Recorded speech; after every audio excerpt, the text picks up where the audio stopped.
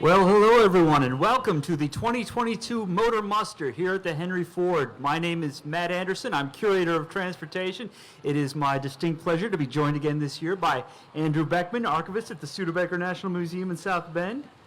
Thanks for having me, Matt. Glad to be here. Beautiful day for it. Absolutely. And Greg Ingold, editor of the Hagerty Price Guide, with us again this year too. Greg, how you doing?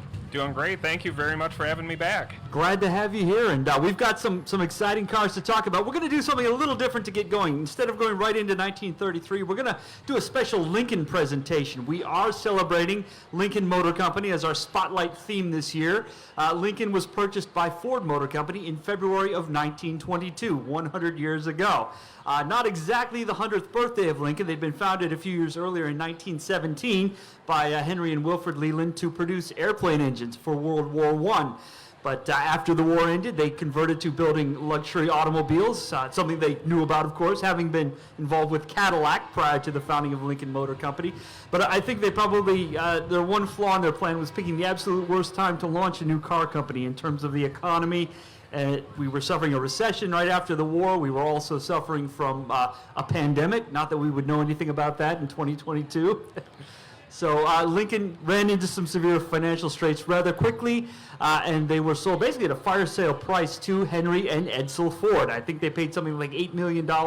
Company was probably worth twice as much at the time, so too good a deal for Henry and Edsel to pass up. And needless to say, the company enjoyed a rebirth with Ford Motor Company, and particularly under Edsel Ford's leadership. As long as Henry Ford was alive, he was pretty involved in the management at Ford Motor Company, but I think Edsel had more creative freedom at Lincoln, was able to indulge some of his personal interest, and he was a naturally gifted person in terms of automotive design. He understood how a car should look, and probably his greatest legacy, I don't think it's a stretch to say in terms of design, is the Lincoln Continental, the first generation from 1940. Indeed, and a legacy that really carried on through the Continental brand. We see here a 1956 Continental Mark II. I believe that David and Pat Cooper, do we have you there? Yes, they came to us from Adrian, Michigan, and my goodness, these, I just stop dead in my tracks every time I see a Continental Mark II. It's just the detail, the design, and really unlike anything else on the market at that time in terms of the style it brought to the showrooms. And they also did not exactly give these cars away either. I believe, Greg, what were you saying earlier the base price was? Well, base price is nearly $10,000, which back in the 50s is quite an astronomical amount of money. Yeah, I think that's more than twice the price of a conventional Lincoln at that time. And we should emphasize again, that Andy mentioned, this is a Continental, not a Lincoln Continental. For a couple of years, Ford made Continental its own separate division. This was part of a grand scheme to compete with Imperial at the top of the Chrysler line, Cadillac, of course, at the top of the GM line. And for all the money it cost to buy one of these cars, I think Ford still ended up losing maybe $1,000 on each one. These cars were inspected and re-inspected. The engines were built, run, torn apart, and inspected again. And employees were encouraged to point out even the smallest flaws in these cars. They were as perfect as could be. And as you might expect, these were purchased by numerous celebrities and people of high status throughout the land. We mentioned Harvey Firestone Jr., but also Elizabeth Taylor, Frank Sinatra, Elvis Presley, all Lincoln, or Continental Mark II customers at the time. And Greg, we should point out, you really need to think of this car in the context of the Cadillacs and the Chryslers, the chrome tail fins starting to take off. And this is extremely understated in terms of look. Oh, absolutely. It is understated. However, it kind of harkens back to the old coach-built days of hand-built quality, high, good quality control, that sort of thing. So, like, really, a premium offering that you would have seen prior to the war. So, yeah. It's a really, really neat car. And you see a lot of just the detail work on this particular car, like the Faraday almost Frenched headlights on there, the character line that starts ahead of the front wheel opening, then jumps up again to catch that, and kind of jumps up again, almost mimicking the fender lines of the 30s and 40s vehicles. The spare tire silhouette on the deck lid to remind you that this is a very formal car, and almost the Brougham-like treatment with the wide C-pillars to offer some privacy to rear seat passengers. It was an exclusive model, very formal, and just a tremendously handsome design. And also, apparently the superhero Nightshade also used the Continental Mark II as his transportation of choice. Well, there we go. There we go. Impeccable taste. I was just looking at those turbine wheel covers too, which were also used in the first building of the 1961 Continental limo that President Kennedy used. It was later remodeled, updated for the 62 model year, but those wheels are sharp as well. And Very jet age. yes, yes. And notice the wheel openings as well, not the traditional simple arch that you see, but more of a squared off design, again, giving it a very kind of keeping with the roofline and the other design treatments on the car. And before we let you go, David and Pat, we'll just remind folks, their car, along with all the cars we're going to see here, are in a special presentation in the Central Market Building, our newest structure here at Greenfield Village, where with the generous support of our participants, we've managed to gather together at least one of every generation of Lincoln Continental, including the original Continentals. In fact, we have from the museum's own collection, Edsel Ford's personal 1941 Lincoln Continental, so you can see that evolution if you head back to the Central Market right behind the grandstand there. So thank you both very much. We should note another celebrity, too. This was Jimmy Durante's Continental Mark II. Jimmy Durante's car, well, Inka-dinka-doo.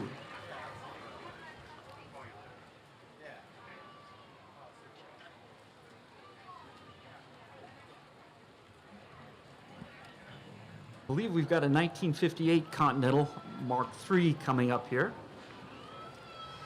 And we should take a moment here to explain this nomenclature, Mark II, Mark III, so forth. Now, Who is Mark? Yeah, right. Mark Lincoln, you know his name, right? No, but the Mark I is now applied to the first generation Continental as a retronym, I guess is what we would say. Obviously, you couldn't have a Mark I until there was a Mark II. And the Mark I was championed by Edsel Ford himself. The Mark II, championed by William Clay Ford, the youngest child of Edsel Ford. And even though the Continental division went away after just 2 model years because it's hard to sell a car that costs $10,000. Yeah. So that's the bottom line. It's just the market wasn't there for it.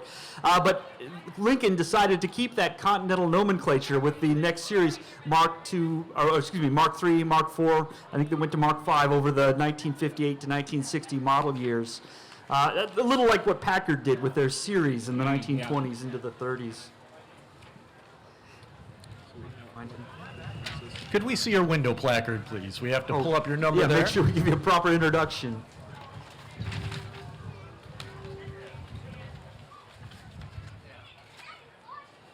There we go. Oh, 252. Thank you very much. 52. That would explain that Yes. so much here. And Appreciate so that. we can actually tell people your name and staying those fine people with the beautiful Lincoln. Well, we can say that the design on this car is largely the work of John Nager, one of the stylists at Ford Motor Company, who would go on to other things, namely the Mustang. But Lincoln was sort of faced with a bit of a challenge in the late 1950s, trying to find a distinct look. You had Chrysler with the forward look under Virgil Exner. Cadillac was tail fins at that time, kind of taking over from Chrysler and Exner, who had pioneered. In fact, Cadillac had pioneered, I think, tail fins in '48, wasn't it? So, where does Lincoln go? And Nager's idea was partly to make the front end absolutely unique, and there's no other way to describe it with those slanted headlamps. You recognize one of these Lincolns instantly. And indeed, in this 1958 Lincoln Continental comes to us from Doug and Christine Richmond of nearby Bloomfield Hills, Michigan. Thank you so much for bringing it out. And really, again, kind of keeping with Matt mentioned the front end and just how everything about this vehicle makes it seem like it's stretching it out, appear as long as possible in silhouette here. And even the extended, we talked about the formal wheel arch on the Mark II. See how it kicks back into the front fender, almost to the door pillar too, really giving it that extension, the long look that everyone equates with luxury. Well, and we were talking earlier about the wings and the chrome, and this is kind of where it really starts coming into play. 58 is near peak wings and chrome. So looking at this compared to the Continental Mark II, you really see the rear end starting to come out with wings like the Cadillacs that we're so used to seeing, and the huge amount of chrome on the bumpers. That very deep cove, too, right behind the Yes. front tires is another hallmark of this particular generation of Continentals. So, wonderful. Thank you for sharing it with us. Yes, thank you.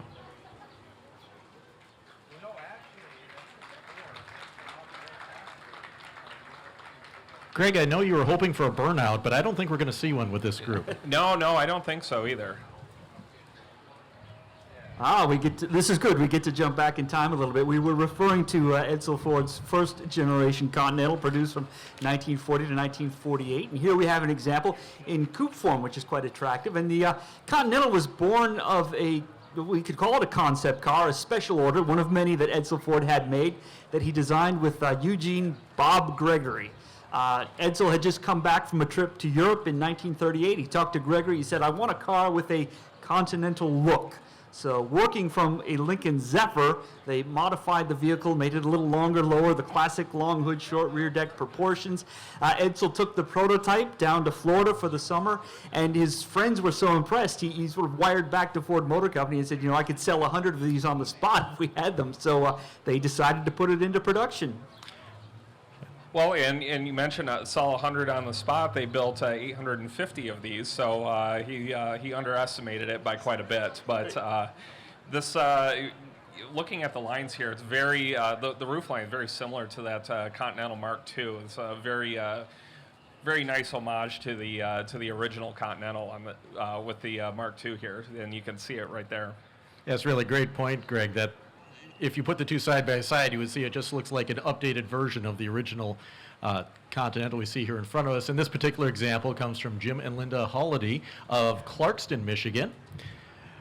And a few other things to point out, too. Just notice the door, I would say handles, but that's not the appropriate term. Just a simple push button, very advanced for 1940, 1941. Also, running boards are gone. Running boards were starting to disappear from the automotive landscape, pretty much relegated to commercial vehicles a few years afterwards, but absence of running boards, really the design on the side, there's no excess trim, little things like the hood opening, instead of just being a square corner, as most companies would do to accommodate how their dies and presses stamp out the sheet metal, this is a nice radius corner. It's a very, again, the attention to detail on these is just stunning.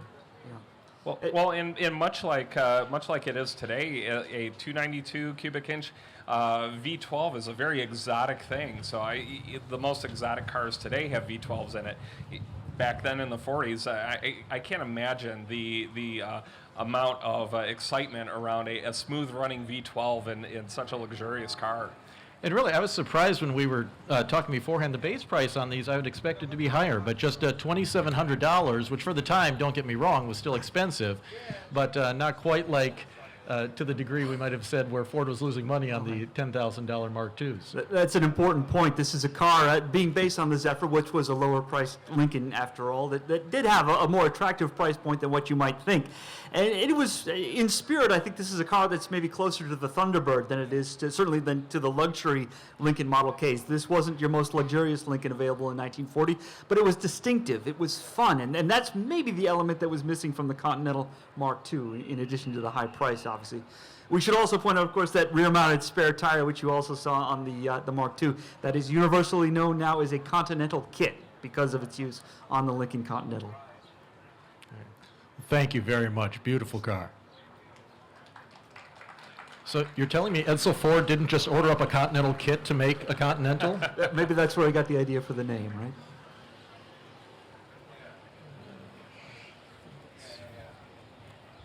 All right, well, we have to go back to our Mark nomenclature. We're looking at a Mark III here, number 510. And you say to yourself, well, we just saw a Mark III with the slant headlights. Excuse me, we're looking at a Mark IV. We've gone a step ahead. Ford used the Mark III, Mark IV, Mark V designations, as I said, for the 58, 59, and 60 model years. Then they backed away from that. They decided to reintroduce, effectively reboot the Mark series in 1969, going back, I think, to be more in tradition of what Edsel had thought with the original Continental, and for that matter, what William Clay Ford was doing with the Continental Mark II. So the Mark series was something separate from those initial Mark cars that we looked at. And these are cars that are absolutely top-of-the-line flagship of the whole Lincoln brand, the whole Ford Motor Company for that matter. Always featuring the latest in design concepts and ideas, the latest in technology, real flagship vehicles. And this particular example comes to us from Thomas Pascoe of Canton, Michigan. And I don't know about you, Matt, but I'm having flashbacks to maybe an episode of Cannon or any other number of mid-'70s TV shows where it seems like these cars would show up, either the heavies or the kind of the more affluent people in the show were driving the Lincolns. Absolutely. Distinctive in this generation is the opera window there that we see in the back of the C-pillar, which gives it sort of a formal coach appearance, I think. Yeah, and they really carried that throughout the 70s. I mean, it's very iconic thing for Lincolns of that era.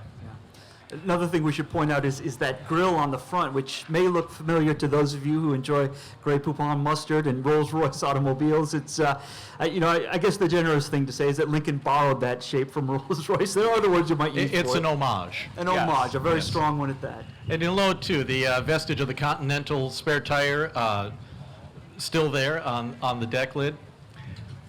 And a number of other things to note. The trim, the bumper fares into the marker light on the side, which in turn is a line continued on the rocker panel molding that catches on the rear fender back up to the rear bumper. Again, visually lowering the car, giving it that extra impression of length, which of course equals luxury. Yes.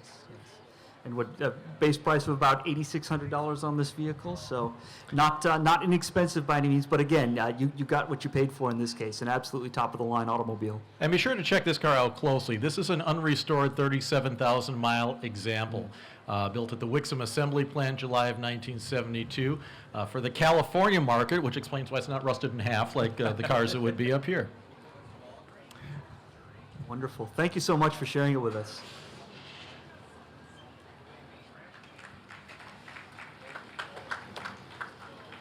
I feel like we all should have like white belts and shoes on for this particular area here. We should for this era. Again, many of these cars are available for viewing over at the Central Market, our newest building, just by the Roundhouse. And a shout out to the folks who are watching today. Another shout out to the viewers at home on our live stream. We are broadcasting live right now, so those who aren't able to join us here in person today can take part in the show. And we're moving along in the Mark series, car number 551 here.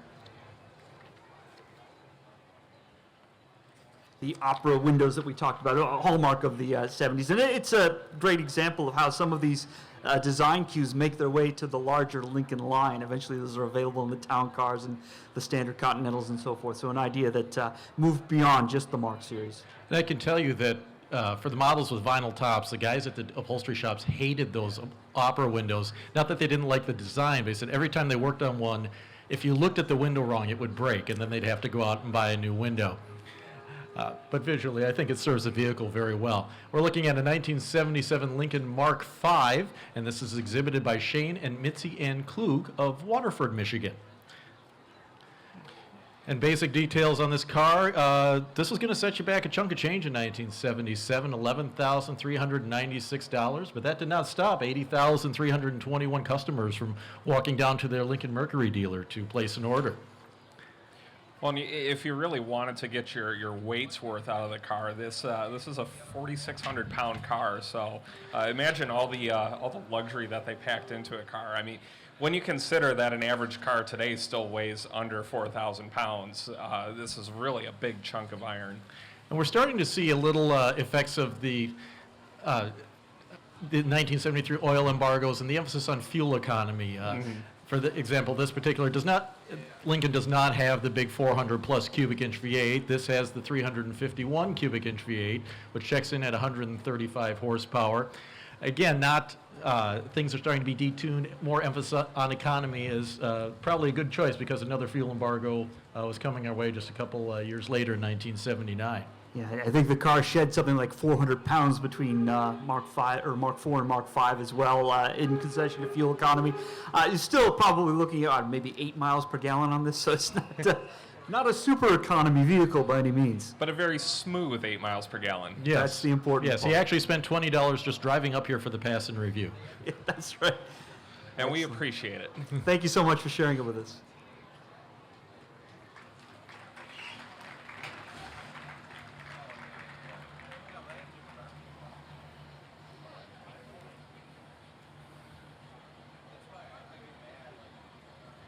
Yeah, the 70s were a difficult time for American automakers, not only because of the oil crises and fuel economy, but changes in emission standards and safety standards in automobiles that have to be factored into designs now. Many fine things came out of the decade of the 1970s, but the automobile industry did have some struggles during that period.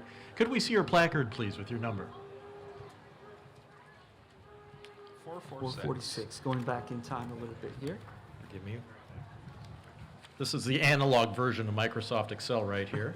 That's right. The old ways are the best ways. But again, those Continental hallmarks are there. You see just the suggestion of the Continental kit spare tire in the back. And I think in the initial Mark series, they did put the spare tire back there, which effectively ate up a lot of your luggage space in the trunk, for better or for worse. And when you consider the Continental kit was kind of, what to do with the spare tire, because in the 20s and 30s it was hung off the car somewhere. If you stick it in the trunk, you have a flat, you have to unload all your belongings on the side of the highway. And it's still, it's still a struggle today. I'm knock on wood, I've never had to change a tire on the roadside, which will probably change on my way home this evening. But this particular Continental is a 1969 Mark III, and that is exhibited by Culver Anderson from right here in Dearborn, Michigan. So we talked about the 77 had the 351 cubic inch V8. Well, in the theory, there's no substitute for cubic inches. This is fitted with the big wampum 460 cubic inch V8, which kicks out 365 horsepower.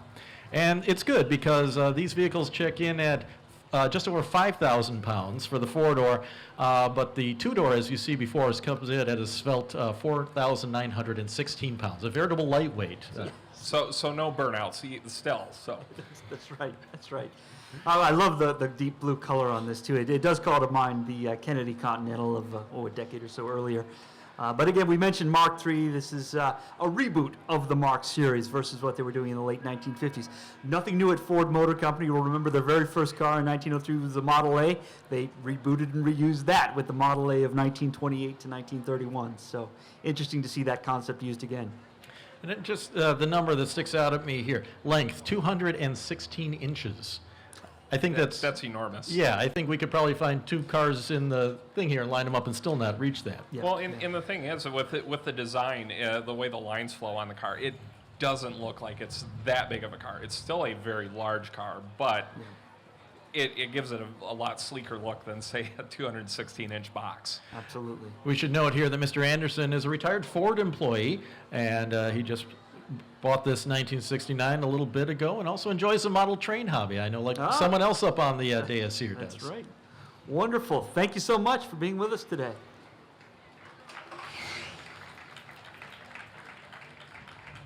I suppose it's obvious, but we haven't mentioned Lincoln named for the first president for whom Henry Leland had voted, Abraham Lincoln in 1864.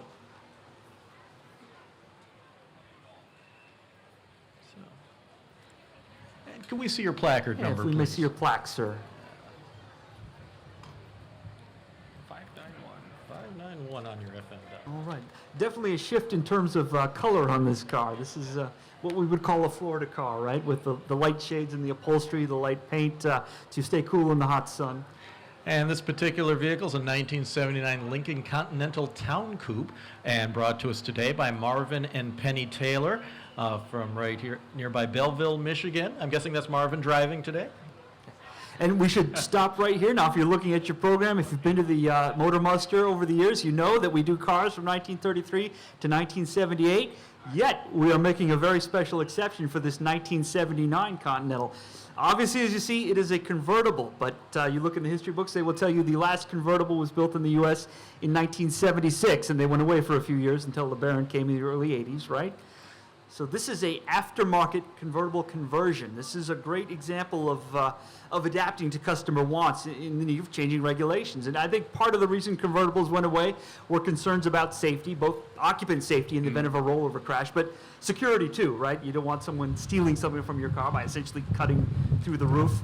Higher speeds were an issue too. You know, you're traveling down the freeway at 65, or I guess 55 miles an hour by 79. It's going to be a little noisy, however well insulated the convertible is.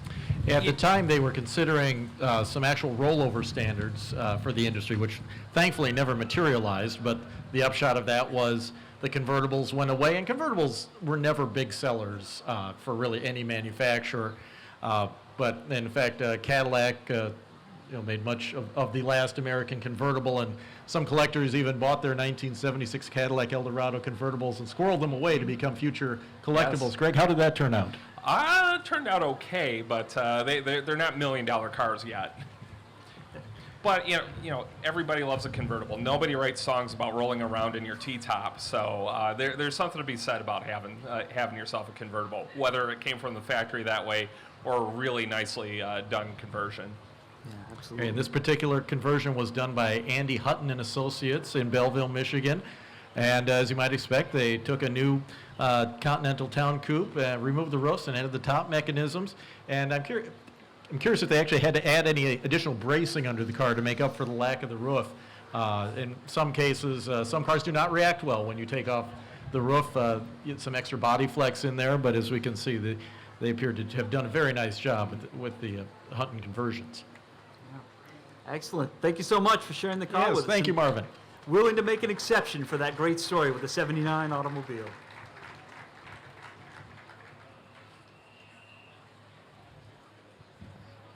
Gotta control ourselves. We might get crazy and have a 1980 car up here before we know it. Oh, no. let's. Maybe Don't it'll make be me an hose you down ASC there, man. McLaren conversion. That's right. Well, that concludes obviously the Lincoln portion of the program. We're going to literally roll right into our 1930s cars here with looks like a 1930 Ford Model 40 and or 1934, excuse me. And we should talk about Ford Motor Company, where they were in the early 1930s. Now, they had introduced in 1932 the Ford V8 engine, which was in a sense a response to Chevrolet and the six-cylinder engine they had introduced a few years earlier. And what Ford had managed to do was design the engine as basically a monoblock unit, so the block and the cylinder walls were all one piece, which reduced the manufacturing complexity, which in turn reduced the cost. You could buy a 32 Ford V8 for something like $500. So horsepower went to the masses, and that engine proved so successful that they ended up dropping the six-cylinder units for a long time after that. And we're looking now clearly a V8 equipped engine. Four-cylinder. Excuse me, the four-cylinder engine, not the six. They dropped the six for even longer, right, to the Model K until after World War II. But yes, clearly this, thank you, four-cylinder. This is a V8, no mistaking, with the prominent logo there on the hubcaps. And the V8 had been around for a long time, really since the automobile industry's infancy. But it was strictly the purview of the luxury manufacturers. As Matt mentioned, you had the crankcase and then the cylinder blocks and then the cylinder heads had gone. There was a massively complex engine, and what Henry Ford and his team of engineers were able to do to cast that as a single unit, the monoblock construction, just astounded the industry, and really, I would say, kind of really changed Ford's image from steady, simple transportation to really the hot rod of the industry, especially on a horsepower per dollar basis. Absolutely. When you consider that the Model A Ford produced 40, 50 horsepower out of the gate there. 40. Suddenly, the next year you've got the Ford V8 with 221 cubic inches. Again, not terribly bigger than the Model A's four-cylinder engine, but it's cranking out 85 horsepower. That's Like the absolutely stunning. GT500 of its time. Well said. And yeah, obviously the Ford V8 became the bedrock on which the aftermarket hot rod performance industry was built, really. Well, I mean, we really have our American love of the V8. We owe all of that to Ford. Yeah. And, not a coincidence that a certain vegetable drink was introduced right around the same time with a name that evokes the Ford V8. The Bloody Mary? Something like that. Oh, Yes, okay. yes, I could Maybe have I'm not V8, wrong. so. This particular car comes to us from Mr. Lauren Moore of right here in Dearborn, Michigan. Thank you for bringing it out. Thank you so much. Oh, Bonnie and Clyde car. You mentioned, yes, Bonnie and Clyde drove in 34. Were they actually killed in a 34 Ford? I think it was, wasn't it? Yeah, ambushed by the Sheriff Denver Pyle, I'll call him, from the movie with Warren Beatty and Faye Dunaway. But yes, I think that car still survives, too. You can see it at a museum with all the...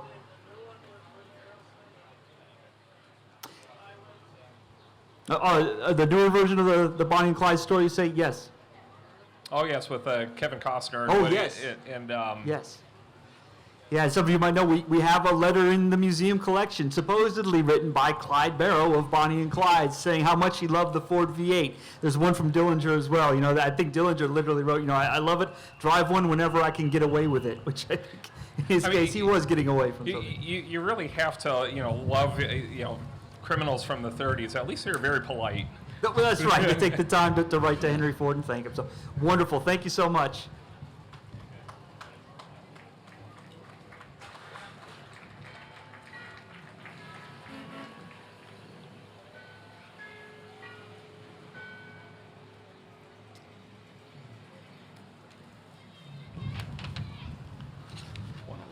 Well, another Ford V8 here to join the presentation, and the first thing I'm drawn to is the Greyhound up there on the radiator, and for a long time, for a period of years, you could get those available either on the Ford or the Lincoln, but in time they became associated with Lincoln, sort of the mascot of the Lincoln Motor Company, which is appropriate for our focus on Lincoln, but an animal clearly that exudes grace and it exudes speed, which is what you would want to advertise your upper market cars. And this particular car comes to us from Joseph Elsasser from Clarkston, Michigan. Did I come anywhere close with that? All right, thank you. And we talked about the power on the previous Ford, but you can have all that for $525. I mean, that's just an amazing value for the day, and certainly Ford certainly sold enough of them. 563,921 cars were produced for Ford's 1934 model year. Absolutely astonishing. Yeah, because what was going on in the country? Oh, yes, we were in the middle of a tremendous depression. Yes, not a good time to be selling automobiles of any kind. But we should say, too, the Ford V8 was really the last innovation in which Henry Ford himself had a very personal role. In fact, some of the early design work for that was done at the Edison Fort Myers Laboratory, not in Fort Myers, but just right down the street there across from Menlo Park here in Greenfield Village. Henry had set up a skunk works where the engineers, I presume they could work undisturbed there, kind of in secret, but I imagine Henry was also hoping some of the Edison magic might rub off of them while they were in there. And I love, too, in addition to just having a good solid power plant under the hood, these were good-looking cars. You could tell Edsel had a hand in making sure that, you had the brawn, but we're going to make sure there's some beauty and looks to go with that, too. Yeah, the 32 gets a lot of the attention, but I think all of those early 30s, right into the mid-30s Fords, just gorgeous automobiles. Yeah, absolutely. I mean, you look at it, and the car just looks like it's speedy already, like the swept-backed radiator. It's a car that had a lot of power back in the day, and it could go as fast as it looked. Absolutely. Yeah. With the leaping Greyhound leading the way. Yes, gorgeous. Thank you so much for sharing it with us.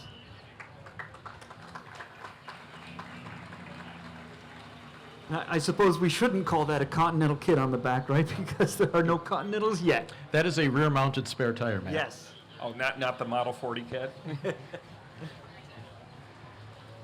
Next up, we have, to quote a line from Monty Python's Flying Circus, and now for something completely different. Yes.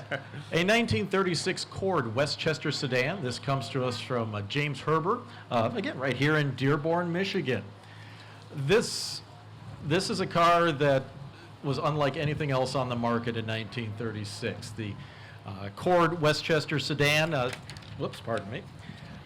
The Cord, a product of the Auburn Automobile Company, produced the ultimate American luxury car, the Duesenberg, back in the day. Of course, the Auburn automobiles were solidly upper middle class price fields, but they had a young designer named Gordon Buick who decided to try something a little different here, originally looking at like the baby Duesenberg, and then they came back with what was eventually branded as the Cord. V8 engine, produced by Lycoming, front-wheel drive, hidden headlights on here. If we could have a demonstration of the headlight feature on there. And notice he's not flipping the switch. He's hand cranking each headlamp individually. Oh. And you look at this car, There too. you go, it's winking. Yes, and there you go, the winking look. You can only do it with a Cord.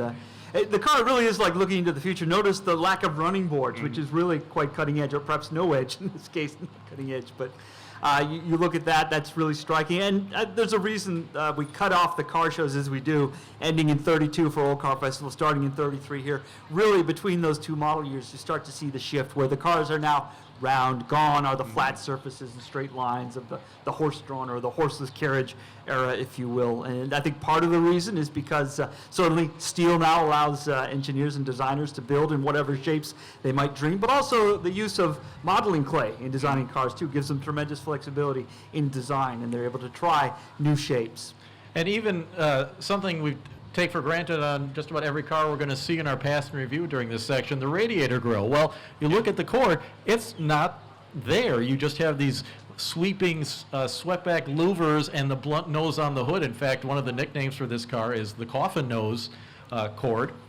And other little details too. The Auburn Automobile Company did not have a lot of money and time when they were putting this car into the market. So things like the holes punched around the wheels, those initially were not there. They found the brakes overheated, so they added the cooling ducts in there to improve brake performance. And just a tremendously stunning automobile. If you have a chance, stop out and take a closer look at this car. It's really just a beauty in every detail. Coffin nose, not to be confused with the hearses in our commercial section, which I think are the coffin tail cars. Yes. Yes. Very Stick good. around, folks. He does another show at 5. That's right. Thank you. Thank you. And a welcome to those of you who are just joining us online. We are live streaming here from Motor Muster in Greenfield Village at the Henry Ford for 2022. We are doing our passenger review of cars from the 1930s into the 1940s. And here comes a man who needs no introduction, a legend at Motor Muster, Mr. Marty Buffalini with his 1933 DeSoto. And Marty, literally one of the founders of the Motor Muster, been involved in this show since the very beginning in the early 1980s, narrated for many years. We're always happy to have him back with us and to have his car with us as well. And the DeSoto was I really mean it from the bottom of my heart. The DeSoto was a product of the Chrysler Corporation, which itself was just really very new to the automotive industry at that time. Chrysler debuted its first car in the 1924 model year and started branching out, building a success upon success. They had the Plymouth division. They added DeSoto as kind of to bridge the gap between, and also added Dodge to the fold along the way as well. They did all of that, I think, in the same year, 1928. It was Yeah. like overnight they became a full-line automaker. And as we can see, again, this car, completely original, unrestored. Take a chance to look at the details. I always love the striping and around the wheels there. That's originally factory. Someone took the time to put all that detail on there, and really a time capsule that we see.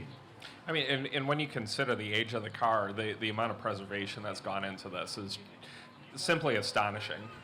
Yeah, they're only original once. Once they get restored, that's it, gone for good. So these cars become even more precious with each passing year. And Marty, you were telling us a story. Folks, if you're on that side, you might see some battle damage up on the front hubcap there. You lost one of those not too long ago, and this being the modern age, you put up a picture of the surviving hubcap on Facebook, and I suppose like looking for a lost cat. Have you seen my hubcap? And sure enough, somebody found it and returned it. So there we go. It helps to have the label of the car, I think, on hubcap too. But Julia found it. Oh, terrific! In the front seat. Yeah. Raise your hand. Take a bow. The hubcap hero. Thank you. There we go. Excellent. Well, happy to have you here, Marty. Thank you so much for joining us again. Thank you. Oh, we have to talk some more about Marty's car. Absolutely. I do like the Roosevelt campaign license plate up front. That's very much in keeping with the times. So. Fine, I'm leaving. Fine. Go somewhere else for a new deal. Maybe we should start that group, Lost Hubcaps. Hubcap Lost and Found. I'm on the Lost Pet group for South Bend, and many are reunited with their owners that way. We might be onto something here.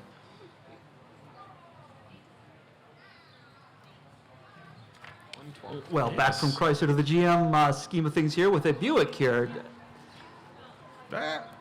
And Buick is, believe it or not, the oldest surviving American automobile company. It's still existent today, founded in 1899 by David Dunbar Buick. Of course, became the cornerstone of General Motors in 1908 and still survives today. I think Oldsmobile had them by maybe a year or so, but of course GM canceled the Oldsmobile brand early in this century, and Buick survives.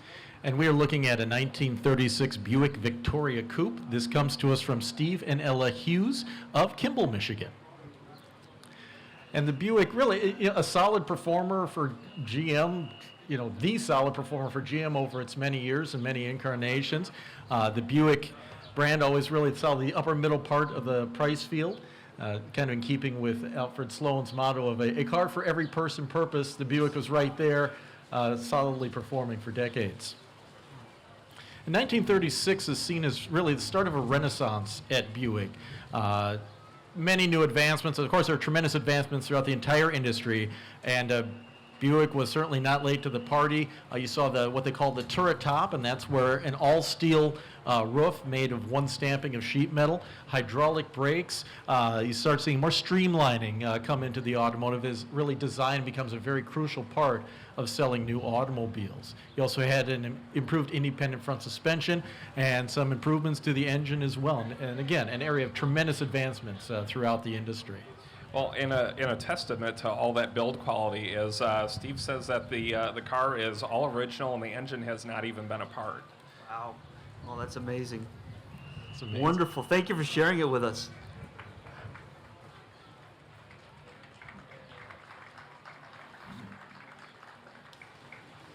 Yeah, hydraulic brakes. Chrysler was using those from the start, weren't they, in 1924? Yeah, everyone else took a little bit. Yeah, I think Ford was the last holdout. I think it was. Well, Matt, the safety of steel from pedal to wheel. Well, I mean, that's let's right, come on. that's right. What Turn else do you a, need to know? A drawback into a virtue. I know we are looking at a Hutmobile because that's what the hubcap says, but That can we we see are. your card, please? The hubcap or the hubcap? I see what you did there. Yes, the answer is yes. We have a 1936 Hutmobile D618 touring sedan exhibited by Matthew Hammond from right here in Dearborn, Michigan.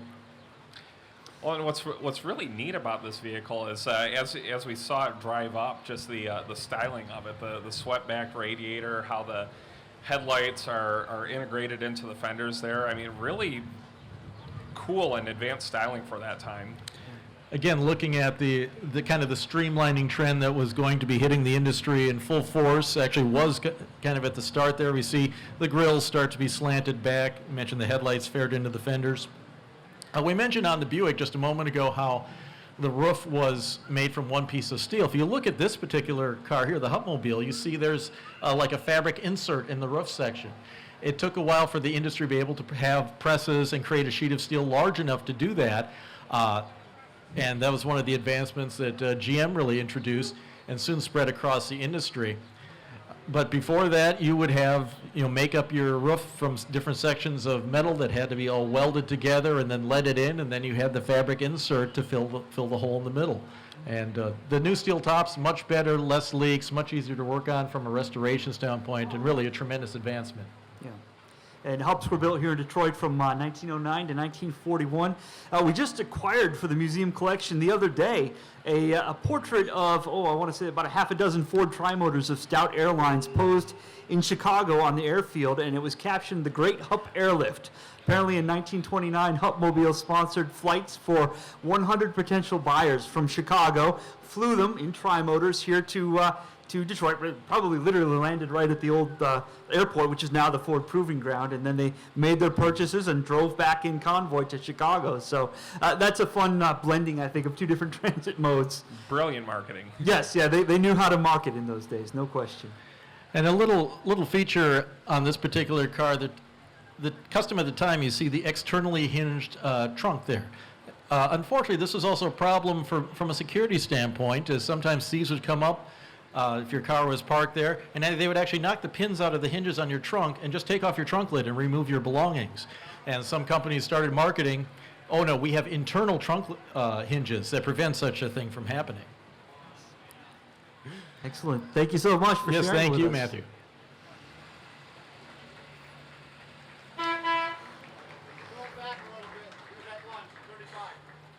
Yeah, auto security is a fascinating subject in and of itself. There's a great book by John Heitman, Stealing Cars, it's called, which is about attempts to secure our automobiles and how every time we come up with some new device, of course, the criminals come up with some new way to defeat it. So it's sort of an arms race, I guess you could call it that. Number, please? Oh, one more page. Yes, we're going to go back to down to Auburn, Indiana now with the 1935 Auburn 851 Phaeton. And this is brought to us by Jerry Doherty of Plymouth, Michigan. And again, the Auburn Automobile Company, if you've been to Auburn, Indiana, I don't think Auburn is, the actual Greenfield Village might be slightly larger than Auburn, Indiana is, but was once home to three of the most innovative names in the industry, the Auburn Automobile Company, and under their corporate umbrella was Cord as well as Duesenberg.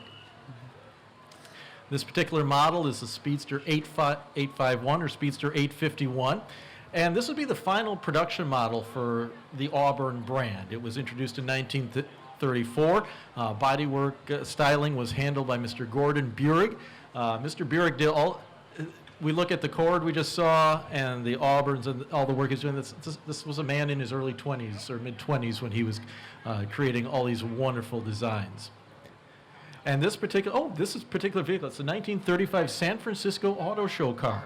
It was sold right off the floor at the auto show, and it mentioned the first three owners actually lived right next door to each other. So I guess they just moved it from one garage to the next down the street. Very neighborly. I'm struck by those doors too, hinged in the center. I guess life-affirming doors versus suicide doors, or so, whatever the opposite term might be. But there you go. Yeah. So open to the back. It perhaps makes it a little easier to get in and out under certain circumstances, but very distinctive, no doubt about it.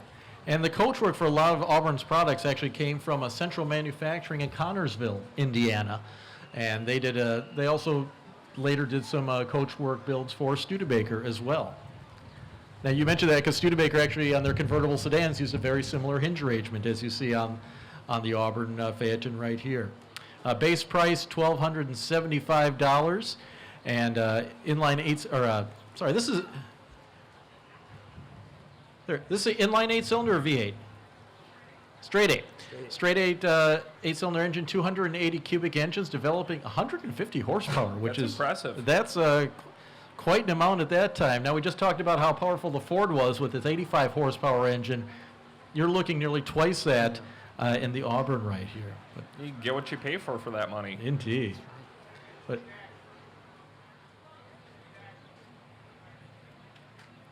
well, thank you so much for bringing it out. We appreciate it.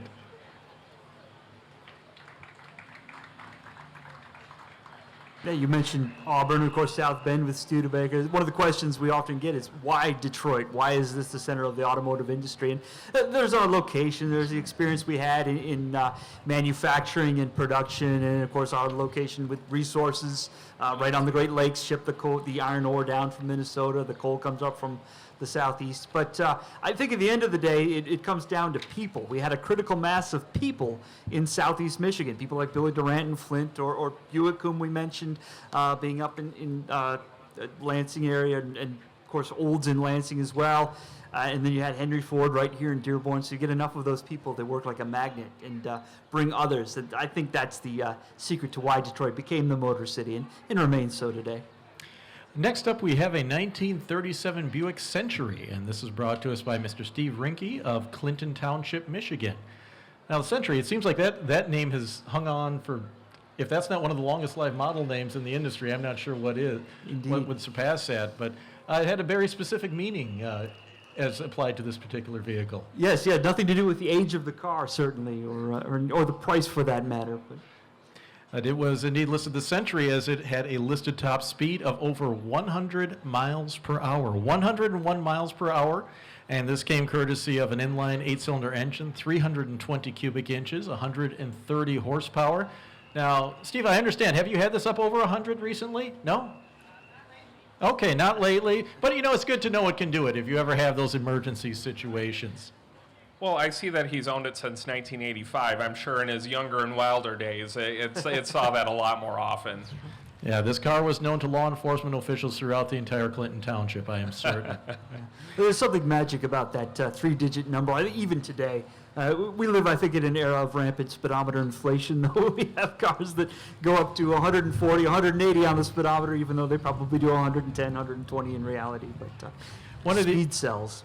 And the Buick 8-cylinder engine was notable for its day, is that the Buicks had what they called the valve-in head or overhead valve technology compared to the flatheads. We discussed the Ford, its flathead V8 engine, and that's where the valves are next to the cylinder, or the cylinder bore in the block, while the Buick and a Chevrolet, a couple others escaping me right now, they preferred the overhead valve design where the valves were in the head above. The overhead valve engine design was much more efficient, but it was also much more complex to build.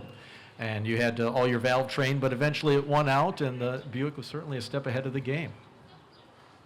Love that red, too. That's a Yeah. gorgeous color. Carmine red. Oh, that's a great name. Great. Well, thank you very so much, much. Steve.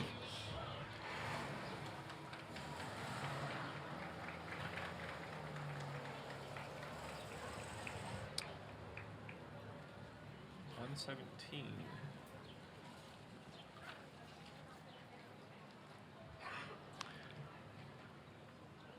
Next up is a 1937 Chevrolet Master two-door.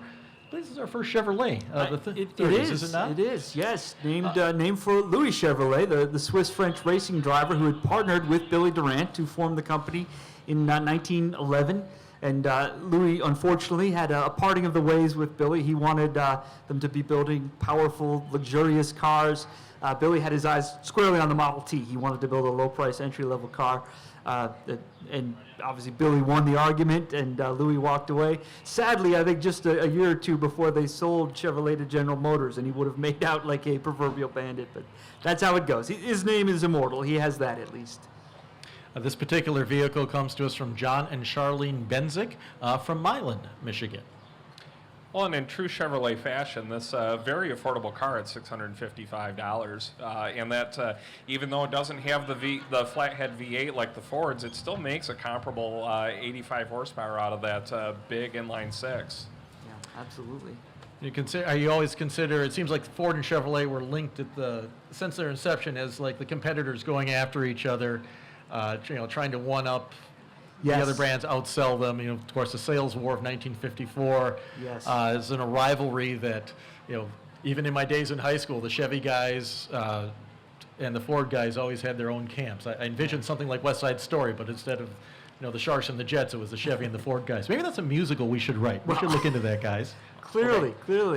Well, we were just talking too about the engines. Obviously, Ford's got the 4, so Chevy introduces the 6, so Ford comes back with the V8, and it did ever, and so it continues today. The Chevy versus Ford war.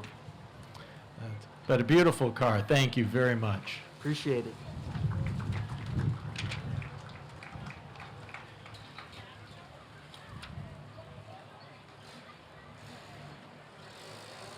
And for those of you who just tuned in at home watching the live stream, we are here at Motor Muster 2022 in Greenfield Village, broadcasting our passenger review, where we take a look at some of the automobiles here from the 1933 to 1949 time period. So some beautiful cars have come through, more to come for sure.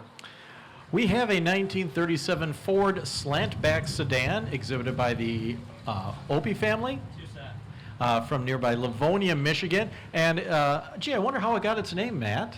Yeah, go figure, right? And we I don't think we've had a Zephyr go through. We had that early Continental go through, which was based on the Zephyr design, but there is some carryover now of the look of the Zephyr in Ford's general line, which you see time and again. The luxury makes come up with the new design cues, and they eventually work their way down through the lower brands, if you will, in the company hierarchy. But I think the Zephyr somewhat followed in the footsteps of the Chrysler and DeSoto Airflows of a few years earlier, but those were just a little too out there in terms of the streamlined design, a little too bulbous, a little too round. The Zephyr pulled that back a step or two, more palatable to customers, and certainly a better sales success. Number of advancements for the 1937 Ford line. We mentioned the all-steel turret tops that we saw in a couple cars earlier. That arrived at Ford for 1937. The first year for the headlights being set into the fenders. You saw some mechanical improvements as well. One of the Achilles of the Ford V8 engine, flathead V8, was cooling the engine. The way they achieved their manufacturing simplicity was by routing the exhaust ports through the water jackets. Well, exhaust ports are hot, and they give off a lot of heat, and the Fords had to try a number of solutions to really remedy that, to cool the engine properly. Well, they added higher capacity water pump in 1937 as well. They also did a brake upgrade. No, not hydraulics. Not quite that far. No, Yes. not hydraulics. The brake rods were replaced by cable-operated mechanical brakes, and still, again, maybe they could have just jumped right away to the hydraulics, but that was to come in the near future. Yeah, for all of Henry's innovations, one of the drawbacks was he really held on to the older technologies, right? He believed this was enough that did the job, no need to move beyond that. But clearly the rest of the world was leaving Ford behind in that regard. Yeah, but a beautiful car. I love the body color Yeah. in the hubcap. That really gives it a sense of richness and really of something above its price point, which was a very modest $735 back in 1937. I'm glad you mentioned, too, the headlights moving into the fenders versus being separate units. It's just one of those small steps in the evolution of automobiles that has more profound impact over time. Of course, we'll do away with the fenders eventually as we move along here, too. But starting to see the car become something in and of itself in its form factor, moving away from the earliest look. So thank you very much. We Thank you. appreciate it.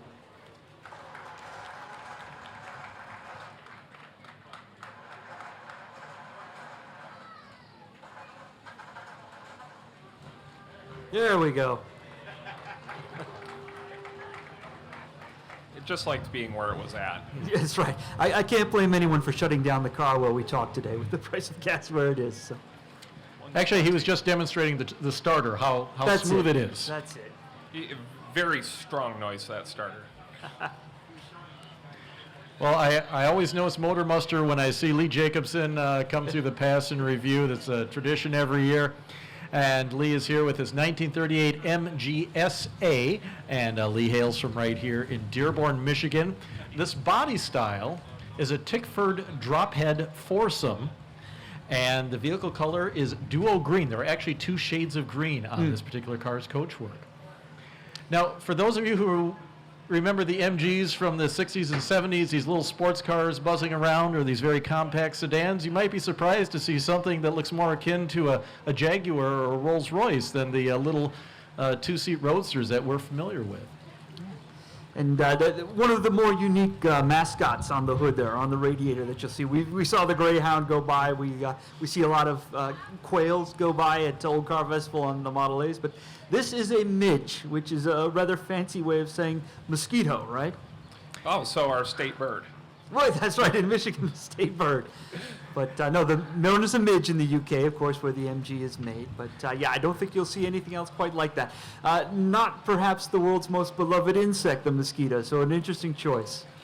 Well, the MG, that stands for Morris Garages, the originators, the Morris brothers, started producing cars in their shop. This particular model, again, much larger, much luxury, a family-suited car, it says here, the SA model. Has a 2.3 liter overhead valve 6-cylinder engine for dual carburetors and 80 horsepower and a 4-speed manual gearbox. Lee says that the top speed is said to be better than 80 miles per hour. I don't know. I see a race between him and the Buick Century happening before the weekend is out here. That's right. It has a jack-all system with built-in jacks at all four corners, and also a 33-year restoration. That's what it says here? 10 minutes a day. 10 minutes a day. Well, that makes sense then.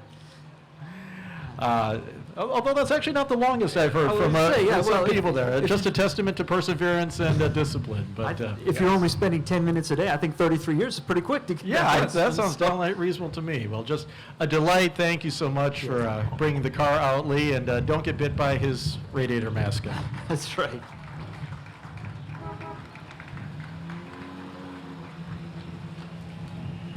Oh, great engine note on that, too. You know? Oh, yes, yes. 125.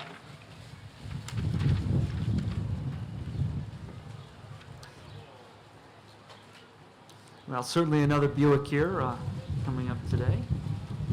This is a 1939 Buick Special that is brought to us by Mr. Melvin Daly of Milan, Michigan. Yeah, and we talked about Buick being the oldest surviving American automobile brand, of course, being second in the GM hierarchy to Cadillac today. That's how we know it. That would not have been the case, though, in 1939 when we had LaSalle. And I don't think we've had a LaSalle come through yet. We may, but there was a vogue for companion cars to sort of fill in some of the gaps between those different levels. Yeah, GM was trying to have, as I said it earlier, but the slogan, a car for every purse and purpose. And they wanted to have a car at every price point so that people like ourselves up here, you know, us three, let's face it, we're starting on the Chevrolet line of cars, but they were hoping that we would then step up to an Oldsmobile, then to a Buick, then eventually to a Cadillac. I can tell you a Cadillac is not in my future, but, you know, I give them credit for optimism. Well, in looking at this, the body style definitely has that look of a Cadillac limousine, but you could have all that for under $1,000 back then. So I mean, that's really a good value, and you can really see where they're going with that. and some other advancements too. This is one that always flummoxes people when I give them rides in an old Studebaker. The new this year was a handy shift column gear shift. And mind you, we're all used to having gear shifts on the column, but they're for automatic transmission. When they suddenly see you start moving the lever all over the place, I got to say, people get a little nervous at times. But the column-mounted gear shift was looked at a great advantage because then you could see 3 people across the front seat because there was no shift lever sprouting up onto the floor.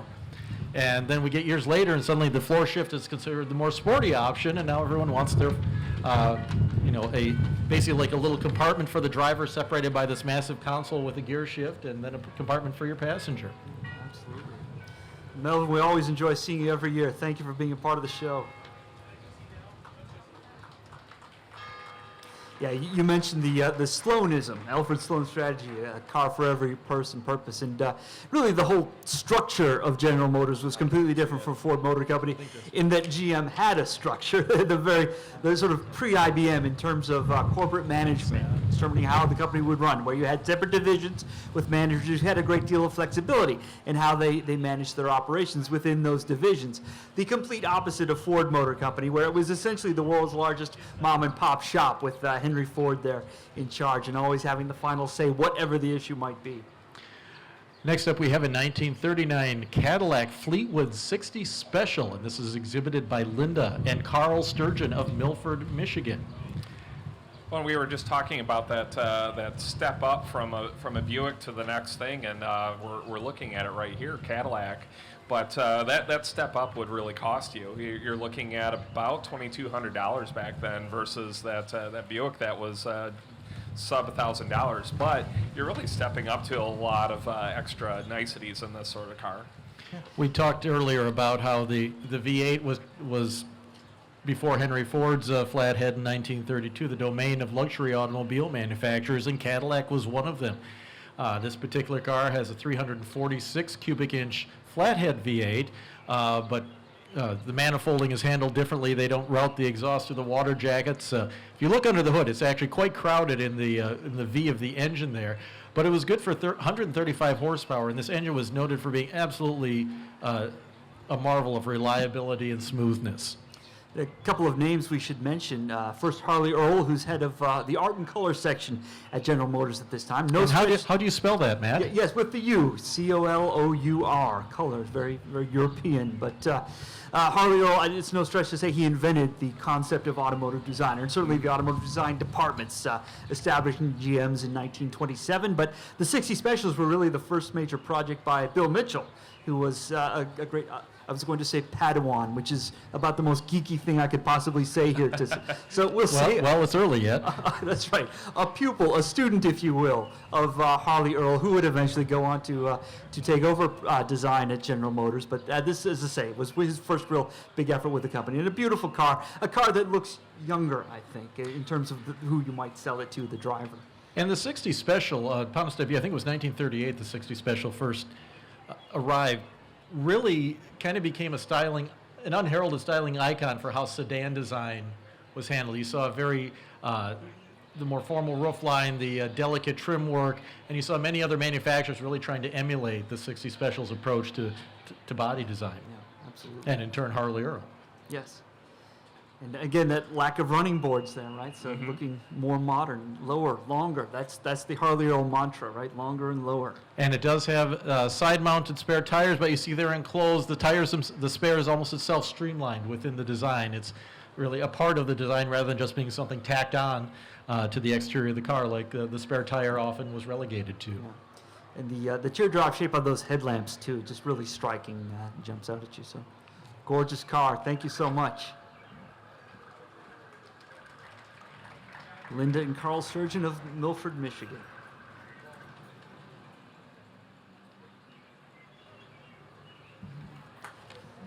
All right, Ford Deluxe station wagon. And we generally talk about the history of the station wagon and its evolution from the depot hack at Old Car Festival, but these were the forerunner of the modern airport shuttle. They would literally ferry people from the train station right downtown to their hotels, to the resort, to the airport in some cases, in the early years of aviation, wherever they might be going. And they evolved from that to regular production items and, of course, to the quintessential family car from the post-war era, really right on up into the 1980s when the minivan comes on the scene.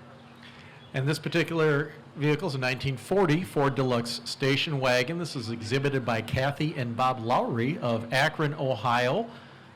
And we should know the finish on this is known as being Folkestone Gray. Lovely. And we talk about Henry Ford and vertical integration, which is his goal, was his overarching goal at the Rouge plant as he opened that in 1919, first to build warboats for World War I, in fact, and then later tractors and parts for Model Ts. Didn't build complete cars there until the Model A production starts in 1927, but the Rouge was just part of a much grander scheme that included a railroad, the Detroit, Toledo, and Arlington, coal fields out in West Virginia and Kentucky, and forests. Hardwood forests in the Upper Peninsula of Michigan. He had an expansive operation in Iron Mountain, Michigan, with a sawmill, a kiln where they were actually sawing the lumber and finishing it to make these station wagon bodies. The bodies would then be sent down to Dearborn to be mated with automobile chassis. But just a tremendous sort of illustration of Henry's obsession, frankly, with vertical integration. And he was always concerned about supply chain disruptions. He figured if he owned every piece of the chain, he could control his inventory knowing that he would have what he needed, which seems like an absolutely crazy idea today to worry about supply chain disruptions, right? I think Henry Ford would have some choice words for the state of our supply chains today. Yes, suffice it to say that that became less than economical. You couldn't really operate that way anymore by after World War II. But, very cool. Nice to see this station wagon. Thanks for sharing it with us. Thank you. Back to the Sunset Valley Gardens, beautiful Connecticut.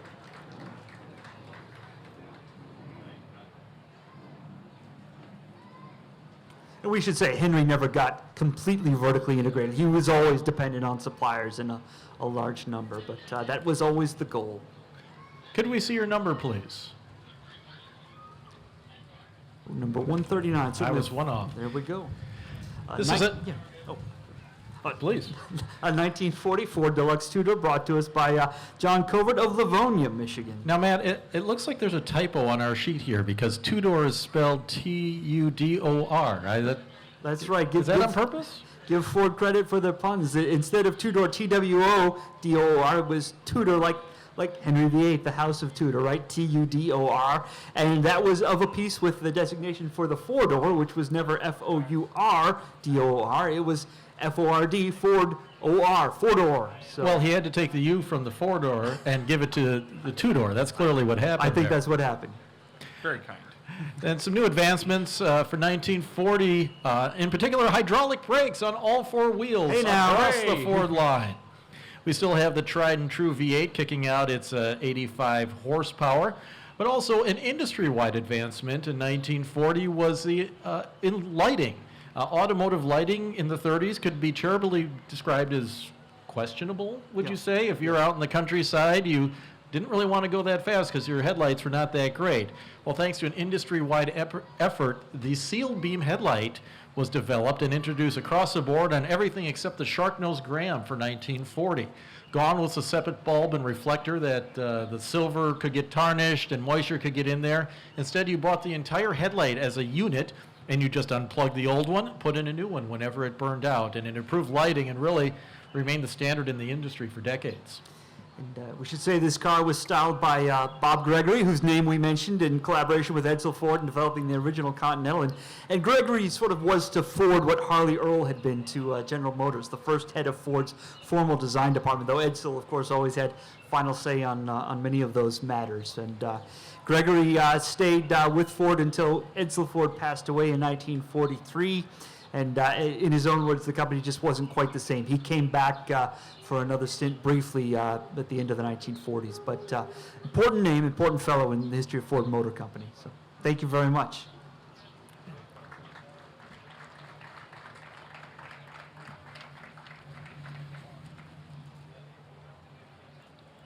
That's 132. Let's find out.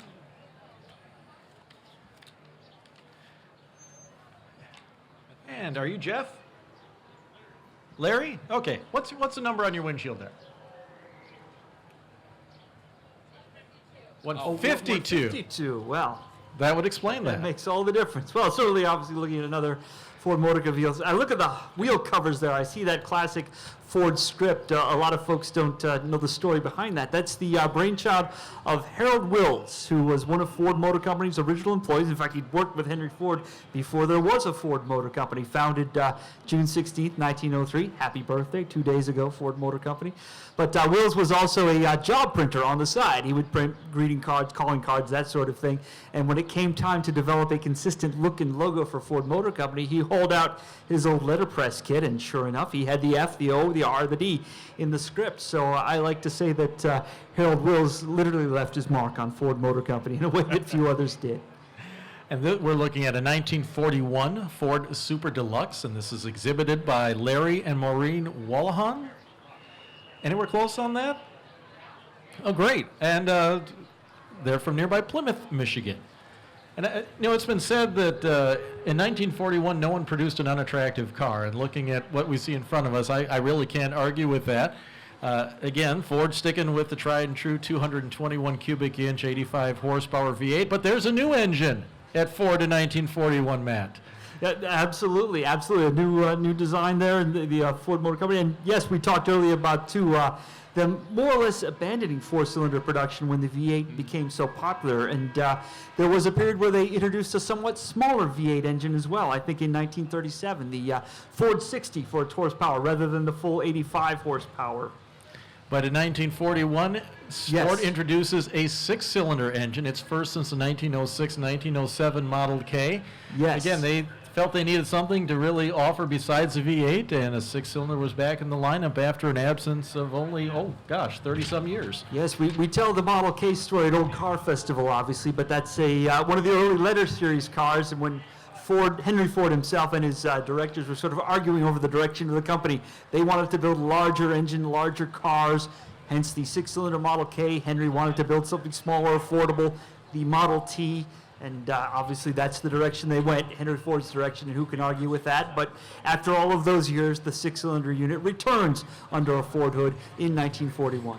We also see 1941, design is evolving yet more. The running boards are still there, but they're starting to creep closer into the body. You see a little kick out at the door, at the bottom of the door that kind of hides a secondary step to aid your getting in and out.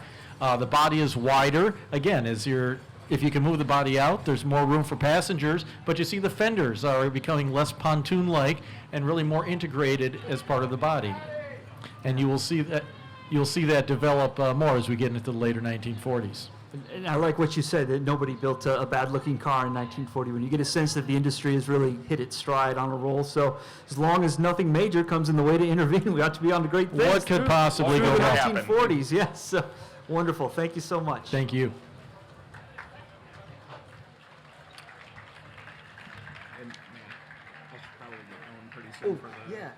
I want to make a special announcement for those of you who are here. Greg has very kindly agreed to give a presentation in Martha Mary Chapel, where, Greg, you're going to be talking about current trends in the collector car hobby, right? Yes, I am. Yeah, so we'll talk about the state of the collector car market and some of the overarching trends that we're seeing right now, which quite a lot's happening. Yeah, and Greg is absolutely knowledgeable about this. Of course, as the editor of the Hagerty Price Guide, it's something I think a lot of folks will be interested in here, especially the participants, the owners of some of these cars. But those of you who are interested in getting into the hobby, I think could learn a lot as well. So Greg will be right there in Martha Mary Chapel at the top of the Village Green, starting at 2:30, right? That's right. Excellent. Thank you. Thank you, All Greg. right. Well, thanks for having me, guys, and continue on with this one. All right, and please don't feel like you have to stay here for us. Go see Greg. We'll still be here when you get back. So. Next up, we have a 1941 Cadillac Coupe. It's a Model 62, and this is brought to us by Philip and Helen Fisher of Plymouth, Michigan. And as we can see, Cadillac is not quite as quick to get rid of the running boards as some of the competitors in the industry. We still see they're there. Of course, the 60 Special models eschewed the running boards, but the higher end models also still hung them on to that for a time here. But you are seeing really the first appearance of a front end design that Cadillac will retain for a number of years and really kind of become one of those Cadillac icons, unmistakable for the big massive grille that you see on these cars. The headlights are now in the nose of the fenders, And we also kind of keep with the more formal tradition. Fender skirts are standard equipment on most models at this time. And power, of course, is coming from Cadillac's tried and true 346 cubic inch V8, which kicks out 150 horsepower. And got a great note here from Philip. He mentions how this Cadillac V8 engine was used during the war to power M5 and M24 Army tanks. And I guess that's the elephant in the room when you look at the cars in the 1940s. We are, of course, in America gearing up to join World War II. In 1941, Pearl Harbor will be attacked that December, and suffice it to say, the auto industry in terms of civilian production all but shuts down for the duration of the war as they're producing military equipment. Everything from tanks to helmets to handguns to famously airplanes. At Willow Run, Studebaker was building airplane engines for a number of those years, and the Weasel, right? The famous Studebaker Weasel. Indeed, and 6x6 Army trucks, which were also built by Dodge and Rio at the time. Yes, everything would change dramatically over the first few months of 1942. Yes, and building it all ends too. Everything from mess kits to Chrysler was actually building diffusers that were used to separate uranium-235 from raw uranium, which would of course be used in the atomic bomb. So it's been said that it wasn't just the great capacity of America's auto industry that contributed to the arsenal of democracy. It was the industry's manufacturing know-how, right? The auto industry knew how to do things efficiently and effectively and find ways to save money and to save steps in production. And it made a crucial difference in the Allied war effort. Well, Phil, thank you. And I assume this is a Fisher-bodied Cadillac? Yes. I assumed you just searched for a car that had your name on it, and you found one that said "Body by Fisher," and there it was. That's right. Had to be yours. So. Great. Thank you very much.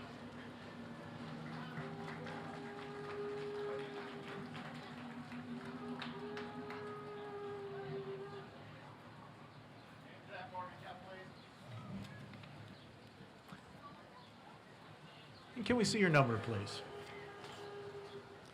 The Ford here, 153. Yeah, this is a 1946. We are now through World War II. Didn't seem that bad. Just a mere matter went of by minutes. pretty quickly, didn't it? So. 1946 Ford Super Deluxe Coupe, exhibited by Fred and Vernita Stone from over in Livonia, Michigan. Well, Yeah. things come back online pretty quick after peacetime is declared in mid-1945.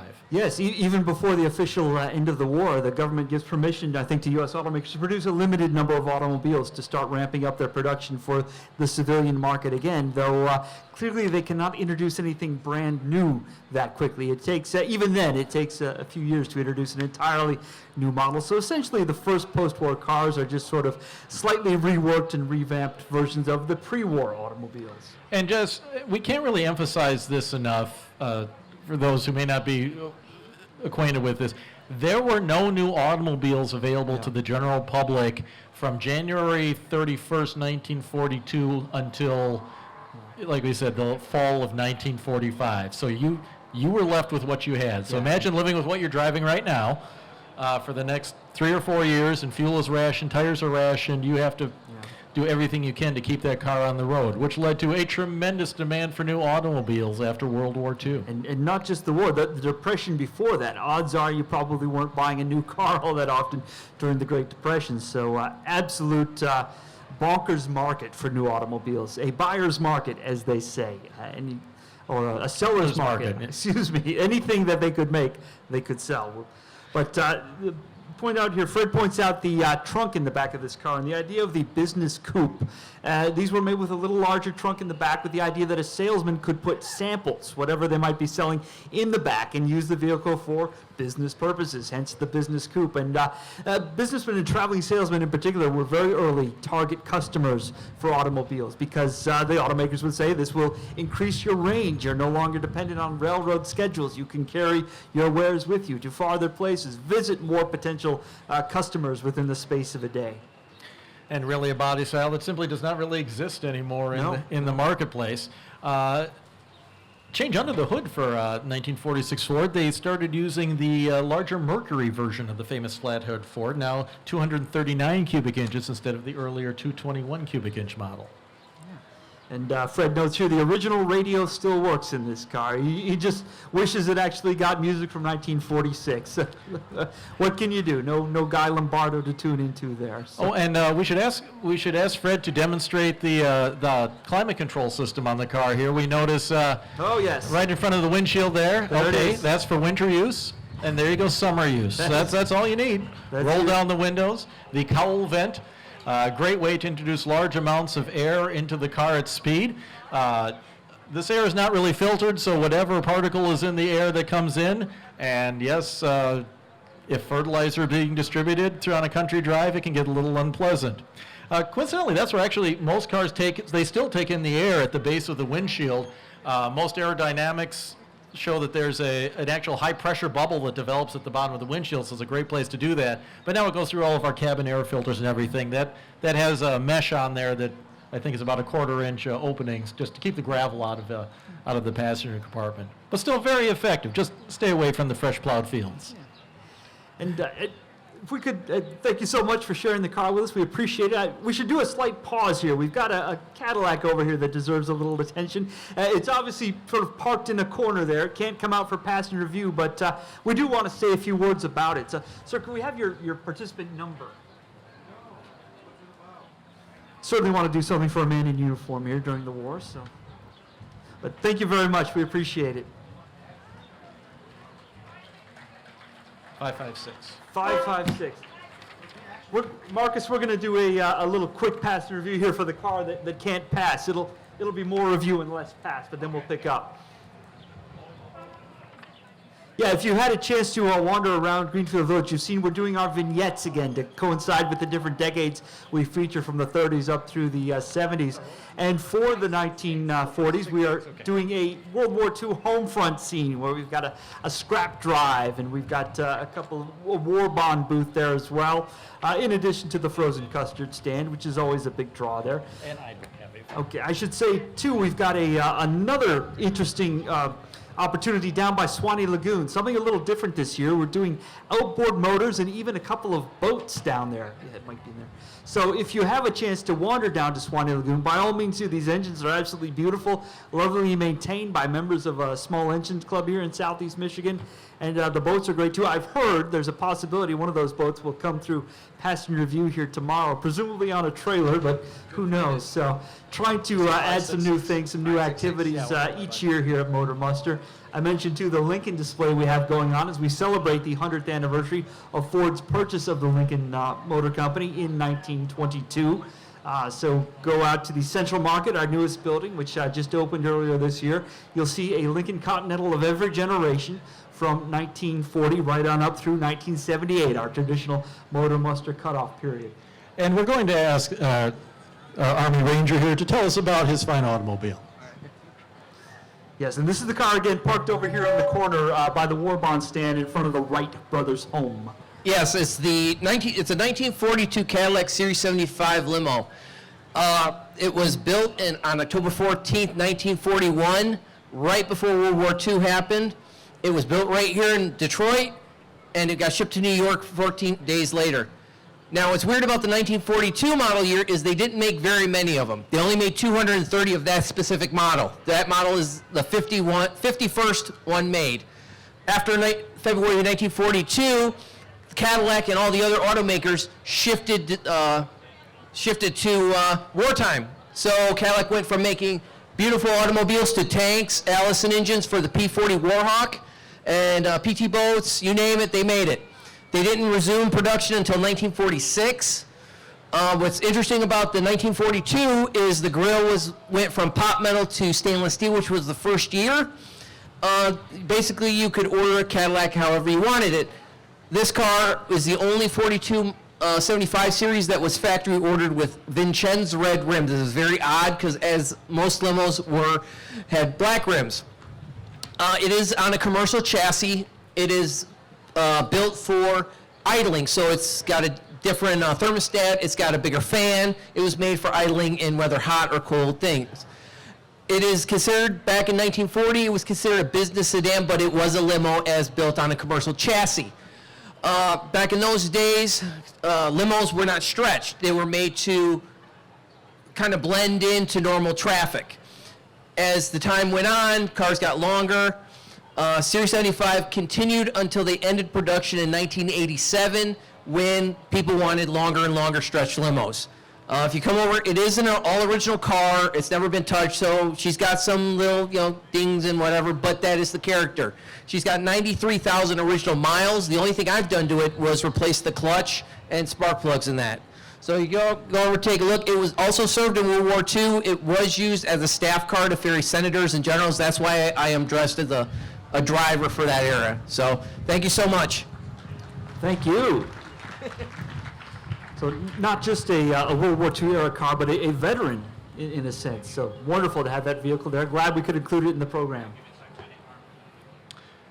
All right, could we see your card, sir? There we go.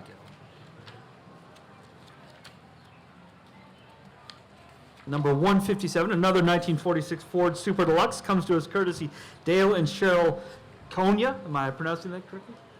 All right, of Prudenville, Michigan, up by Houghton Lake. Very good. And as we were saying, the 46 models, largely revamped, remodeled versions of pre-war cars, right? There wasn't time to build anything entirely new from the ground up. But as you look at these, they're restyled with a new grille with a fresh treatment, horizontal bars on the outside of the opening.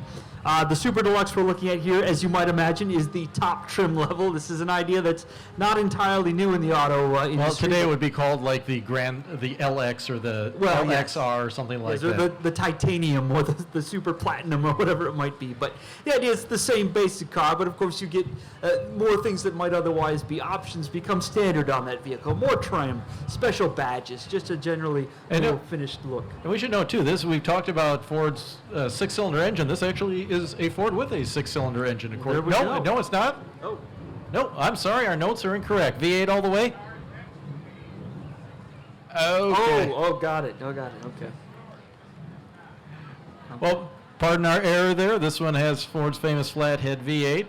But you would see, as Matt mentioned earlier, the industry just rushed back into production of basically what they had in 1942. And they had the dies sitting there. It was just a matter of retooling up the plants, the conversion from wartime production, and they could sell everything they could build. For example, 1946 Ford, even though a very short model year, 163,370 automobiles were built. Wonderful. Glad to have you here. You mentioned you've been coming for many years as a spectator. Now you're here as a participant, and it's second year as a participant. First time for this car at Motor Muster. Thank you so much for bringing it out to share it with us today.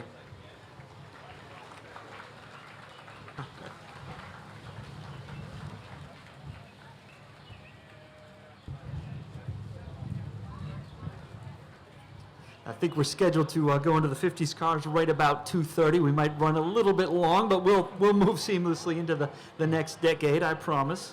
Could we see your number, please? 151? 161. There we go. A 1948 Plymouth Deluxe brought to us by Alex Trzynski from Lake Orion, Michigan. Well, if I'm not mistaken, I think this is only our second Mopar vehicle after Marty's DeSoto, which I believe you are correct there. Some cars ago, but this is, we mentioned Plymouth as being the entry-level brand of the Chrysler company. Chrysler itself had been introduced for the 1924 model year, and then very quickly, almost overnight, they became a full-line manufacturer when they introduced Plymouth to compete directly with Chevrolet and Ford at the sort of bottom of the market, and then they also introduced DeSoto and purchased Dodge Brothers as well at the same time. So a number of brands under the Pentastar. Though of course there wasn't a Pentastar per se yet. Power comes from a flathead six-cylinder engine, also called the L-head, displacing 218 cubic inches and developing 95 horsepower. And we see some of this design concept too, where there's no running boards on the car, but you see where the door kind of kick out at the bottom. It's kind of a running board, a step, if you will, but now it's interior. They're trying to make running boards a thing of the past as the cars are getting longer, lower, wider. Eventually you'll see the body really become almost a full envelope as we get closer to the 1950s here. And you notice here a few aftermarket parts that you mentioned. You have curb feelers on the car, which I presume are on the other side of the car. But there was all the rage for curb feelers to assist in parallel parking. And essentially, they would rub against the concrete as you pulled up to the curb, right? And make a hideous noise. I don't know why you just didn't look in the backup camera. I That's right, can't see that's why right. that would be needed. But Suffice it to say, parallel parking, never popular, but cities were, of course, forced to find the most efficient way to park automobiles, and often parallel parking was it. You'd see some cities that would revert their street grids to one-way versus two-way street to accommodate a few more parking spots if they didn't have room for angle parking. So, by the way, if you're ever trying to parallel park with curb feelers and you forget they're there, it'll scare the bejesus out of you the first time you hear that. I believe it. So, excellent. Thank you so much for sharing it with us. The sunshade, too, another great aftermarket accessory there.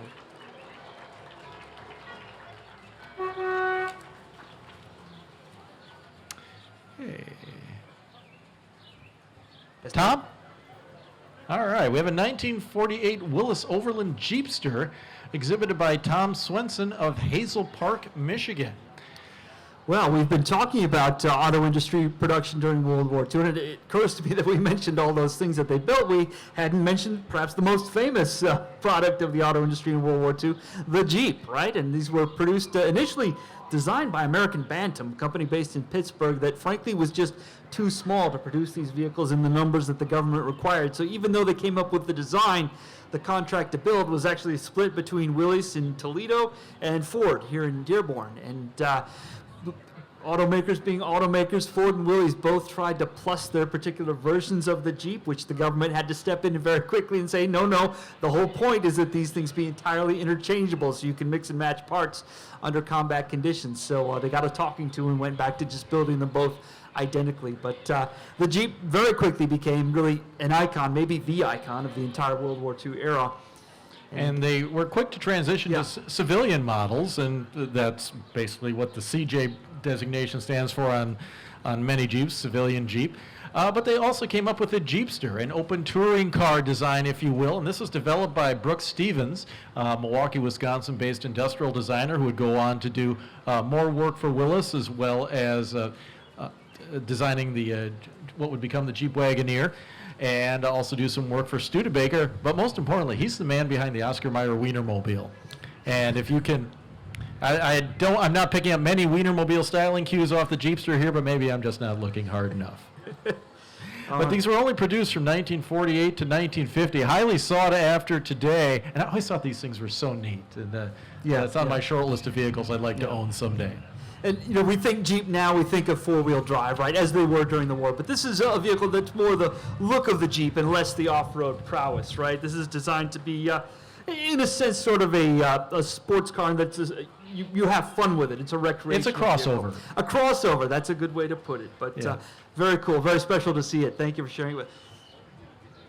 Oh yes, notice the exterior steps for getting in and out. To be demonstrated for us here shortly. No rear door, obviously, so a bit of a challenge to get into the rear seat, but I just climb up and over. There you go. And now for the dismount. That's right. Hey. Our first backseat driver of the the passenger German seat, judge so- only gave him a 5.4. That's right. Thank you so much.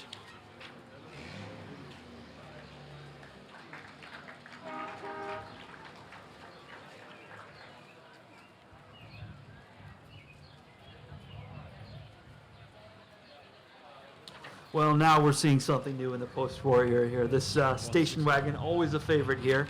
In 1949, Ford Woody, exhibited by Jim and Cheryl Bassett from Carlton, Michigan. And someone told me that it's the only Woody automobile-related joke I know, but the Studebaker Museum has a wood-bodied station wagon, and someone came up to me at the show and says, when are you going to take it out of the crate? I'm sorry, it's all I got. But It is beautiful. The 49 Ford, obviously the first all-new post-war car from Ford Motor Company. They weren't the first with a post-war car, right? you could say that Studebaker, although some people argue that Kaiser Frazer also had the first post-war design, but they had no pre-war cars, so what else were they going to say? It doesn't count then, right. But Ford came through in a strong way. This is not only Ford's first post-war car, but importantly, the first car developed under the leadership of Henry Ford II. The first Henry Ford passed away in 1947. He had run the company almost to the end of World War II, though not particularly well. Mr. Ford was in failing health by that time and had been reluctant to give up control, finally convinced to do so by his daughter-in-law, Eleanor Ford, Edsel having passed away sadly during the war, and his wife, Clara, who often had the final say in matters involving Ford Motor Company. They convinced Henry to step aside and let Henry II infuse some new blood and some fresh perspective. Much needed, much overdue, frankly, at Ford Motor Company. And this was the first vehicle under his design, and it was a knockout, no question about it. Notice the look of aviation themes on the front end, that spinner, which a lot of people associate with Studebaker, right? They had their bullet nose a few years later, but it's meant to evoke a propeller spinner, right, on a fighter airplane. Also, the slab sides are what we would call envelope styling on the sides of the car. No fenders, no pontoon fenders, nothing sticks out, all very smooth. Yes, and really, I've heard somebody refer to as the car that saved Ford after World War II. I don't think many people appreciate what the serious troubles the company was facing in the later part of the post-war era. No, absolutely. Ford was an absolute wreck when Henry Ford II inherited it at 8. Well, I shouldn't say inherited. He earned it by rights, but he was all of 26 years old, which is just frightening to think of being in his shoes, taking over one of the largest companies in the United States at that tender age. But you have to give credit to Mr. Ford. He sort of knew what he didn't know, if that makes sense. So he was able to hire outside folks, famously the Whiz Kids, right? Robert McNamara, John Vugas. He had some other authorities and folks, Meade Bricker famously, and Ernie Breach, who could look over his shoulder and help guide him to learn the ropes of managing Ford Motor Company. Of course, he successfully transformed it from that giant mom and pop shop, as we described it earlier, into a modern corporation. And as you can see on the side of the car, this car is actually the sound car of United Auto Workers Local 174, the Walter Reuther branch, and used for recruiting members and helping on voting days to get out and vote. And thank you guys for bringing it down today. Yeah, terrific. We appreciate it.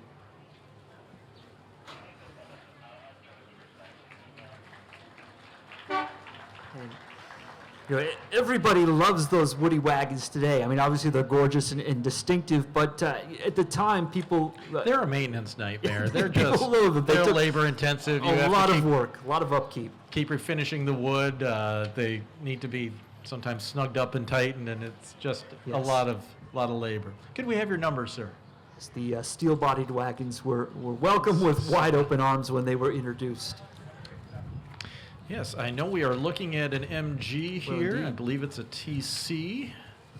And this is a good point to talk about the origins of sports cars in the United States. And certainly there had been what we would call sports cars now at an earlier time, the Stutz Bearcat maybe being the first American sports car. But they had a rebirth thanks in part to World War II, with American GIs going over to the UK or perhaps going over to France and seeing cars like this, just lightweight, fun automobiles. And sports car here in the pure sense doesn't necessarily mean, you know, enormous speed or horsepower, but a sporting automobile, something you drive for the sheer pleasure of being behind the wheel out on the road.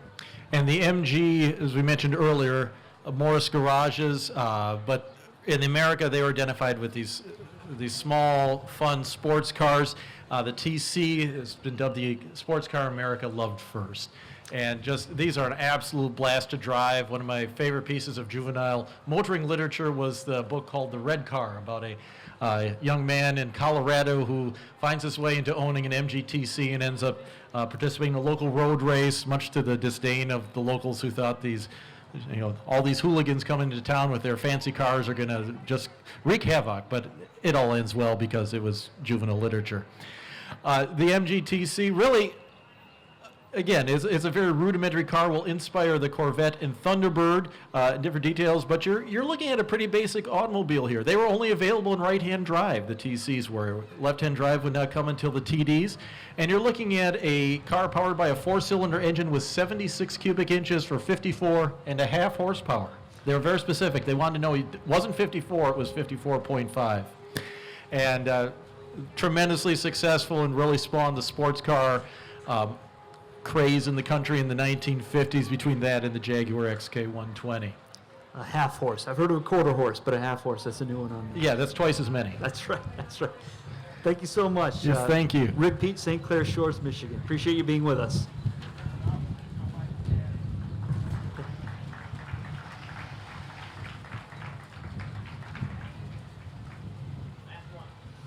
right, this is our last 40s car, and then we're going to move seamlessly into the 1950s. So stay tuned, don't go anywhere. Could we see your card, please? Certainly a Plymouth. I know it's a Plymouth, the hubcaps say so. And I've never had hubcaps lie to me yet. That's right. A 1949 Plymouth Special Deluxe convertible. This is exhibited by Scott and Debbie Weidman of Holland, Ohio. And this is Plymouth's first truly all-new post-war car, so coming out at the same time as Ford Motor Company. And as we look at the vehicle, we see, you might notice the Mayflower emblem there on the hood ornament, used at that time in profile, and also a horizontal plate above the grille with the Mayflower emblem. Obviously, Plymouth being named for Plymouth Rock and the Pilgrims of 1620. Indeed, and it wasn't named for Plymouth, Michigan? Yeah, well, perhaps it should have been. Seems a shame they were in Auburn Hills and Highland Park, never in Plymouth. And you'll see this as we get into the next part of the program with the 1950s. But 1940, pretty much the stretch from 1948, 49, 50 calendar year, you saw everyone come out with new styling. In fact, Studebaker, who had come out with the first post-war car, new post-war car in 1947, they redesigned for 1950. And as soon as they could get their designers and everything tooled up and produced, every manufacturer was hitting the new post-war market with brand new designs, and Plymouth was no exception. And you can't argue with the results. You had a seller's market. That continued into really the early 1950s as companies were trying to stake out their claims and establish their new markets, sign up new dealers. Just a completely unlike anything we know today, and it comes in the automotive industry. Advertised at the time as the great new Plymouth. Well, and they wouldn't lie about something like that. These were truly fantastic That's right, cars. plain and simple. So, wonderful. Thank you so much. Appreciate it. All right. And folks, that concludes our 1933 to 1949 portion of the Motor Muster Passenger Review. For those of you watching at home on the live stream, we appreciate you joining us here at Greenfield Village live as we cover Motor Muster 2022. And for those of you here on site, we're going to roll right on over into the 1950s cars without any delay. So thank you so much.